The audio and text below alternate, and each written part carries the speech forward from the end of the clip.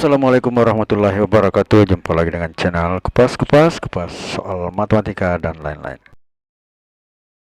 Ingin informasi terbaru? Silahkan di-subscribe. Kali ini kita akan membahas tentang tes potensi skolastik pengeluaran umum bahagian ke-7. Nomor 1. Paragraf pertama. Kenapa paragraf pertama? Karena pertanyaannya mengatakan, berdasarkan paragraf 1 atau pertama, semua usaha mikro mengalami peningkatan. Sebagian industri kulit adalah usaha mikro. Maka kesimpulan tepat adalah jadi jelas di sini ada semua usaha mikro, tapi kayaknya itu bukan itu yang penting. Yang ini yang penting adalah pernyataan semua usaha mikro mengalami peningkatan. Sebagian industri kulit adalah usaha mikro. Maka kesimpulan tepat adalah A. Sebagian industri kulit tidak meningkat. B. Sebagian usaha mikro tidak meningkat. C. Sebagian industri kulit meningkat. D. Semua industri kulit meningkat. Dan E. Sebagian industri kulit bukan usaha mikro. Nah, jadi kita ambil pernyataan yang pertama tadi adalah semua usaha mikro mengalami peningkatan. Sebagian industri kulit adalah usaha mikro. Maka sebagian industri kulit akan mengalami peningkatan. Jawabannya adalah C. Sebagian industri kulit meningkat, ya. Jadi bahasanya sebagian industri kulit meningkat. Jadi cuma sebagian saja, karena sebagiannya itu semua usaha mikro. Nah, sebagian industri kulit adalah usaha mikro. Sebagian dari industri kulit, artinya sebagian industri kulit meningkat, ya. Begitu maksudnya. Selanjutnya nomor yang kedua. Di sini paragraf ketiga, ya. Di sini sebenarnya yang penting adalah jika semua pebisnis kulit terlibat dalam ekspor, maka perekonomian Indonesia akan meningkat. Jika perekonomian meningkat maka daya serap tenaga kerja akan tinggi.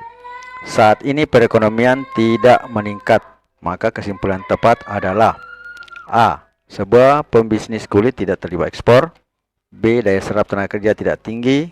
C. Semua pembisnis kulit tidak terlibat ekspor dan daya serap kerja tidak tinggi. D. Sebagian pembisnis kulit tidak terlibat dalam ekspor dan sebagian pebisnis kulit terlibat ekspor. Jika bermanfaat, mohon di-share ya. Kita jawab. Misalkan P itu semua pembisnis kulit terlibat dalam kegiatan ekspor. Q perekonomian Indonesia meningkat. Modus tollens itu adalah P maka Q dan tidak Q maka hasilnya adalah tidak P. Nah, di sini tidak Q-nya itu perekonomian tidak meningkat, ya. Nah, jadi kalau modelnya seperti ini, sesuai dengan rumus di atas, maka konklusinya adalah semua pebisnis kulit terlibat dalam ekspor, ya. Jadi konklusinya adalah semua pebisnis kulit terlibat dalam ekspor. Nah, kemudian untuk setiap X elemen PX, maka kalau kita ini diingkari, ini hasilnya adalah tidak terdapat X atau sebagian atau beberapa elemen A itu tidak PX, ya. Artinya tidak pernyataan PX. Jadi ingkarannya adalah sebagian pebisnis kulit tidak terlibat ekspor. Karena di sini tadi konklusi dari ingkarannya ini semua bisnis ini itu adalah sebagian, karena kalau semua itu untuk mengingkari semua itu kita ambil 1, 2, 3 ataunya ada atau beberapa atau sebagian. Nah, yang ada di sini adalah sebagian. Jadi di sini sebagian pebisnis kulit tidak terlibat ekspor, karena dari PX-nya ini adalah terlibat ekspor, ya. Jadi untuk semua, ya, pebisnis kulit ini terlibat dalam ekspor. Nah, ini tidak terlibat dalam ekspor. Jadi sebagian itu semua itu ingkarannya adalah terdapat atau sebagian atau ada.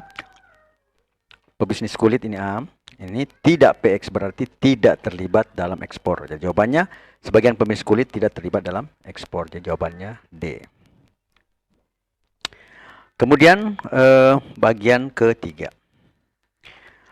Nah, di sini paragraf ketiga kita lihat pertanyaannya.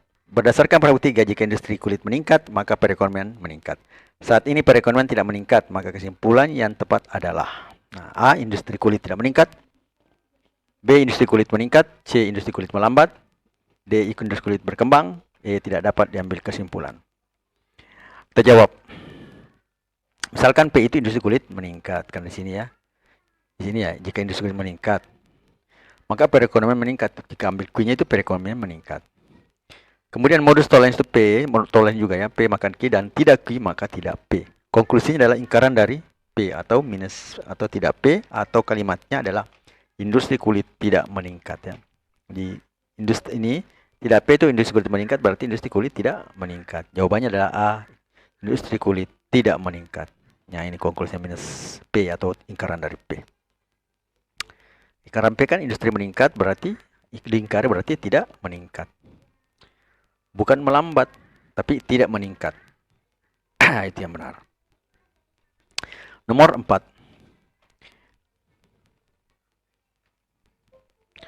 Nah, ini juga paragraf ketiga. Nah, di sini pertanyaannya, berdasarkan paragraf ketiga, jika pertumbuhan sektor pertambangan menurun, pertumbuhan ekonomi melambat. Saat ini pertumbuhan ekonomi tidak melambat, maka yang kesimpulan paling tepat adalah A, sektor pertambangan menurun, B, sektor di luar pertambangan meningkat, C, sektor di luar pertambangan menurun, D, sektor pertambangan stabil, E, sektor pertambangan tidak menurun. Kita jawab. Ini juga memakai modus ya. Nah, kita lihat. Misalkan P itu adalah pertumbuhan sektor pertambangan menurun. Q, pertumbuhan ekonomi meningkat. Karena di sini dikatakan jika P maka Q ya. Jika pertumbuhan sektor pertambangan menurun, pertumbuhan ekonomi melambat, maka pertumbuhan ekonomi melambat. Ini modus Tollens. Yang jika P maka Q dan tidak Q, maka minus P. Konklusinya atau ingkaran P atau minus P seperti tadi yang di depan. Suka dengan videonya? Like dong.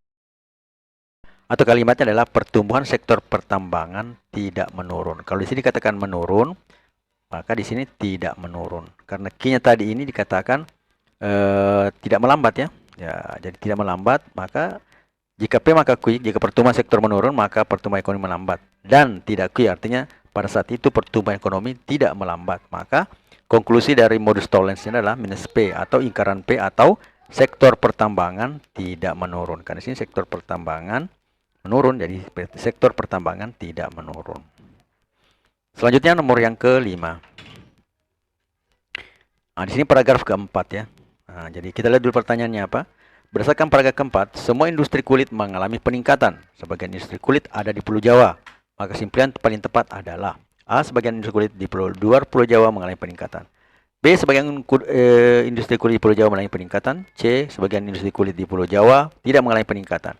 D, sebagian industri kulit di pulau luar Jawa tidak mengalami peningkatan. Dan E, jawabannya salah. Kita jawab. Ini juga kita bisa lihat ya, seperti mirip pada nomor 1. Semua industri kulit mengalami peningkatan. Sebagian industri kulit ada di Pulau Jawa. Artinya, sebagian industri kulit di Pulau Jawa mengalami peningkatan. Nah, itu. Arti jawabannya adalah B. Sebagian industri kulit di Pulau Jawa mengalami peningkatan. Ingin informasi terbaru? Silakan di-subscribe. Semakin banyak bersyukur, semakin banyak kebahagiaan yang bisa diraih.